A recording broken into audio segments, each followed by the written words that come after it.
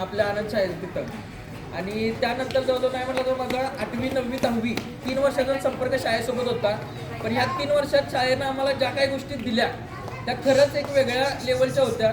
कारण पंचकृषीत जर तुम्ही खरंच म्हणत असाल, बाकी सर्वांनी म्हटली तसं, तर खरंच आपली शाळा ही 5 म्हणजे पंचकृषीत म्हणा किंवा आसपासच्या जवळच्या गावात देखील म्हटलात तर खूप चांगल्या प्रकारे इथे सगळ्या गोष्टी होतात.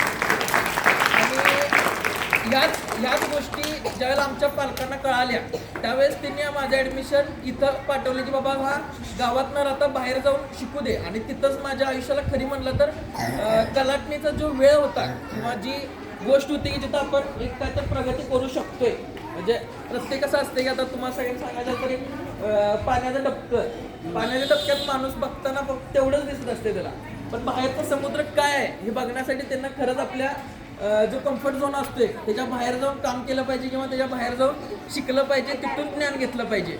आणि तसंच खरंच मला एक संधी मिळाली 8वी नंतर बाहेर पडायची, ती मिळाली न्यू इंग्लिश स्कूलमुळं.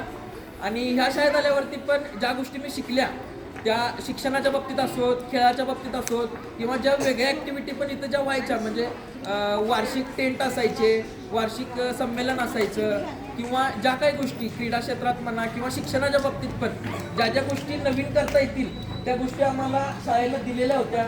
आकुडे सर म्हणा, बोकरे मॅडम होत्या, पाटील सर होत्या किंवा निटवे मॅम होत्या, या सर्वांनी ज्या गोष्टी आम्हाला दिल्या त्यामुळं आम्ही ज्या माध्यमिक शालेय जीवनात ज्या गोष्टी अचीव करायच्या होत्या त्या आम्ही करू शकलो.